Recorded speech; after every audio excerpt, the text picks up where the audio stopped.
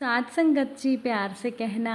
धन निरंकार जी, स्वागत है आप सभी का आपके ही चैनल पर, जहां हर रोज़ मैं आपके लिए एक नई साखी लेकर आती हूं।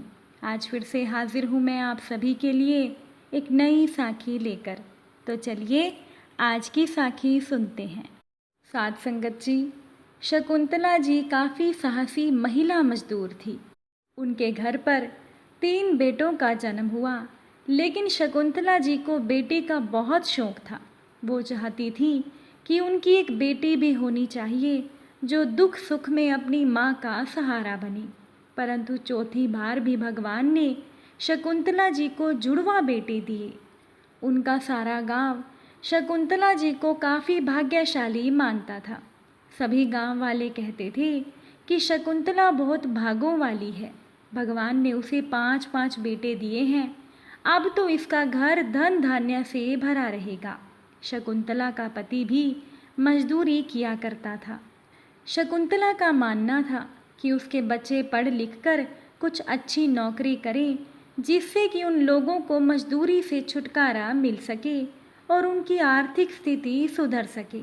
इसीलिए शकुंतला ने अपने 5 बेटों का एक एक करके स्कूल में दाखिला भी करवा दिया था। शकुंतला के पति श्याम का मानना था कि बच्चों को पढ़ लिख कर करनी तो मजदूरी ही है, इसीलिए बेहतर यही होगा कि वो अभी से मजदूरी करना शुरू कर दें। अब वैसे तो बाल मजदूरी अपराध मानी जाती है, परंतु भट्टों पर बहुत से बच्चे काम किया करते थे। इसीलिए श्याम ने भी अपने दोनों बड़े बेटों को अपने साथ ईंटों के भट्ठे पर ले जाना शुरू कर दिया। इस तरह से बच्चों को भी मजदूरी मिल जाती थी और धीरे धीरे करके शकुंतला के 5 बेटे प्राथमिक स्कूल की पढ़ाई छोड़कर अपने पिता के साथ मजदूरी पर जाने लगे और शकुंतला ने मजदूरी करना छोड़ दिया। वो घर पर रहकर सभी की रोजी रोटी का इंतज़ाम करती थी और शकुंतला के घर में दोनों समय चूल्हा जलता था। अब प्राय मजदूर परिवारों को एक ही समय का खाना नसीब होता है। शाम को मजदूर परिवार इधर उधर से मिला हुआ खाना या बचा कुचा खाना खाकर सो जाते थे। लेकिन शकुंतला का घर ऐसा था जहाँ पर दोनों समय खाना बनता था। शकुंतला सूरज ढलते ही अपने 5 बेटों और पति के लिए अच्छे पकवान बनाना शुरू कर देती थी। शाम को उसके 5 बेटे और पति कमाकर घर लौटते तो उन्हें घर हरा भरा लगता था। फिर शकुंतला सभी को भोजन परोसती। सभी एक कतार में बैठकर भोजन करते। गांव वालों को लगने लगा कि शकुंतला के घर बहुत पैसा आ गया है और अब उसके अच्छे दिन आ गए हैं। सेठानियों की तरह वो घर में बैठी तरह तरह के भोजन बनाती है। उसके 5 बेटे और पति कमाकर लाते हैं। मोटी कमाई का साधन शकुंतला को मिल गया है। अब पति और अपने 5 बेटों की कमाई को पाकर शकुंतला ने 5 बीघा ज़मीन भी खरीद ली। ज़मीन खरीदने के बाद शकुंतला का मजदूरों की बस्ती में मान सम्मान और ज़्यादा बढ़ गया। शकुंतला के बेटे छोटी उम्र में कमाने लगे थे। अपने हाथ में कमाई का पैसा आने से बच्चों में बुरी लत लग गई। शकुंतला के बेटे तंबाकू खाने लगे और शराब का नशा करने लगे। शकुंतला ने बहुत कोशिश की, परंतु वो अपने बेटों की नशे की लत को नहीं छुड़वा पाई। धीरे धीरे शकुंतला ने अपने 5 बेटों की शादी भी कर दी। 5 बेटे एक एक करके शादी करते गए और अपना चूल्हा भी अलग करते गए, जिससे कि शकुंतला के पति श्याम को गुस्सा आ गया और वो घर छोड़कर चला गया।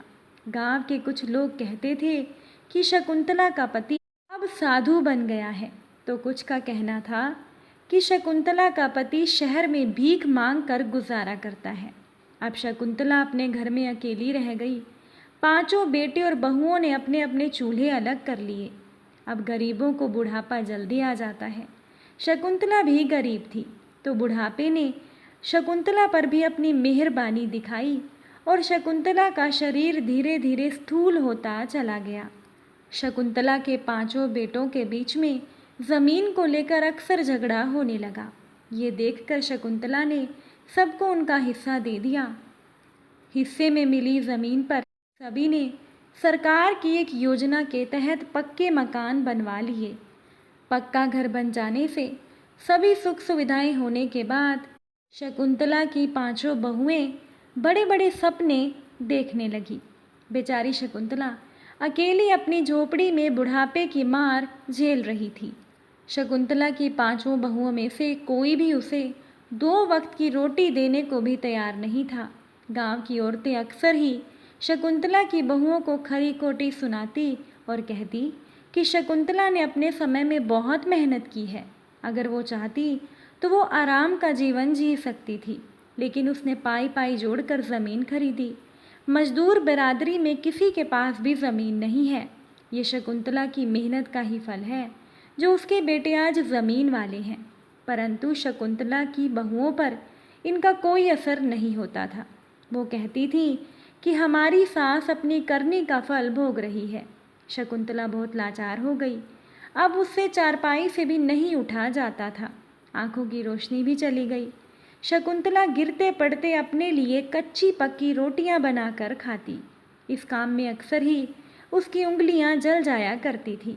तब शकुंतला अपने आप को कोसते हुए कहती कि जब लोग मुझे कहते थे कि शकुंतला भाग्यशाली है, अरे कहाँ की भाग्यशाली, 5 पेटों से तो अच्छा था कि एक बेटी हो जाती। कम से कम अपनी माँ के दुख दर्द को महसूस तो करती। और बहुओं का क्या है, वो सास की सेवा क्यों करेंगी जब मेरे खुद के बेटे ही मुझे बोझ समझते हैं। शकुंतला की स्थिति बहुत ही दयनीय हो गई थी। गांव वालों ने शकुंतला की स्थिति के बारे में गांव के सरपंच को बताया। सरपंच ने शकुंतला के लिए वृद्धावस्था पेंशन की व्यवस्था कर दी। सरकारी राशन की दुकान से उसके कार्ड पर अनाज मिल जाता था, परंतु बुढ़ापे और कमजोरी के कारण शकुंतला अपना खाना बनाने में असमर्थ थी। धीरे धीरे शकुंतला के हाथों और पांवों की शक्ति क्षीण होने लगी। स्थिति यहाँ तक आ गई कि शकुंतला के लिए अपनी झोपड़ी में चारपाई से उतरना भी मुश्किल हो गया। पास पड़ोस वालों की दी हुई रोटी से शकुंतला अपना पेट भरती थी।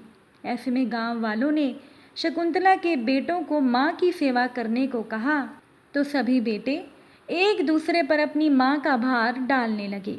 बाध्य होकर लोगों ने पंचायत बुला ली। निर्धारित समय पर गांव के चबूतरे पर 5 पंचों के साथ सरपंच विराजमान थे। गांव के सभी लोग वहां थे।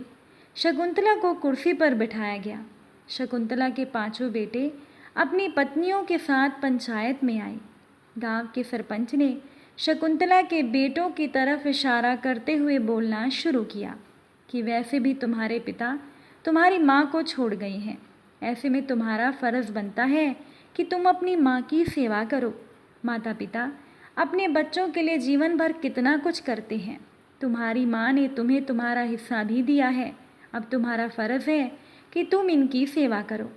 इस पर शकुंतला का बड़ा बेटा खड़ा होकर बोला, हिस्सा मुझे क्या मिला है, मैं तो बचपन से ही कमा रहा हूँ। इस तरह एक एक करके शकुंतला के 5 बेटों ने कहा कि हम सब बचपन से ही मेहनत मजदूरी कर रहे हैं और पैसा कमा रहे हैं, और उन्होंने ज़मीन खरीदने में बराबर की हिस्सेदारी निभाई है।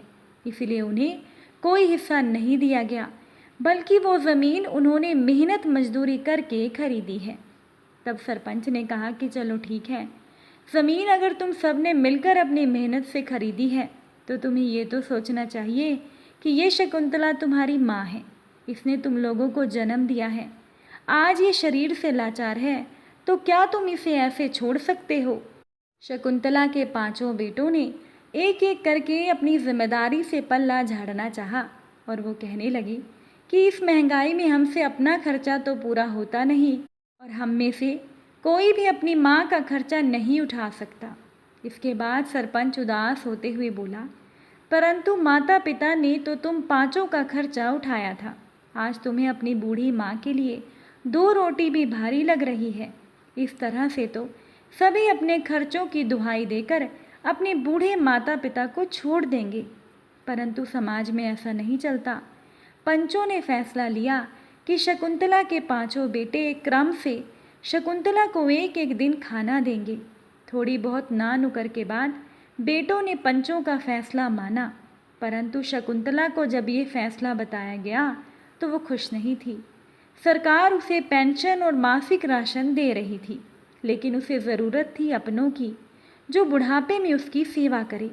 परंतु शकुंतला की पांचों बहुएं अपनी सास को देखकर मुंह बना रही थी। एक गरीब के पास 2 समय की रोटी जुटाने की सोच के आगे कुछ भी सोचने की फुर्सत नहीं होती। शायद इसीलिए अपने पेट के आगे माता पिता भी पराये हो जाते हैं। पंचों के फैसले के अनुसार शकुंतला की पांचों बहुएं एक एक दिन करके शकुंतला को खाना देने लगी, परंतु सेवा भाव के अभाव के कारण शकुंतला खाने को खा नहीं सकी। शकुंतला की बहुएं दूर से ही खाने की थाली झोपड़ी में सरकाकर दरवाजे से वापस लौट जाती।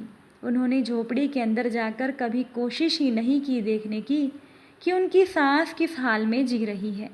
एक दिन शकुंतला का शरीर जवाब दे गया और वो चारपाई पर लेटी हुई झोपड़ी की दहलीज की तरफ निहार रही थी। तभी शकुंतला की बहू खाने की थाली दहलीज पर रख कर चली गई। शकुंतला ने उसे आवाज़ लगानी चाही, पर उसका गला भी साथ छोड़ गया। खाने की थाली ज़मीन पर पड़ी थी और शकुंतला उसे देख रही थी। अचानक से एक कुत्ता झोपड़ी में आया। ज़मीन पर पड़ी थाली के खाने को वो खा रहा था और शकुंतला उसे देख रही थी। कुछ ही समय में शकुंतला के प्राण भी चले गए। शाम तक सभी को पता चला कि शकुंतला का अंत हो गया है। कोई कह रहा था कि खाना खाने के बाद शकुंतला मरी है, बहुओं ने खाने में कुछ मिला दिया होगा। लेकिन सच्चाई तो केवल शकुंतला ही जानती थी कि उसे सेवा चाहिए थी, जो बहू बेटे नहीं कर पाए, और शकुंतला की बहुएं सास के कर्ज से कभी मुक्त ही नहीं हो पाई। साथ संगत जी, कोई भी संतान हो, वो अपने माता पिता के कर्ज से कभी मुक्त नहीं हो सकती। माता पिता अपना पूरा जीवन लगाकर अपने बच्चों की ज़िंदगी बनाते हैं, तो संतान का भी फ़र्ज़ बनता है कि माता पिता के बुढ़ापे में संतान अपने माता पिता का साथ दे। आज की साखी को सुनकर आपकी जो भी प्रतिक्रिया होगी कमेंट में ज़रूर बताइएगा। फिर मुलाकात होगी आप सभी से एक नई साखी के साथ। साथ संगत जी, प्यार से कहना, धन निरंकार जी।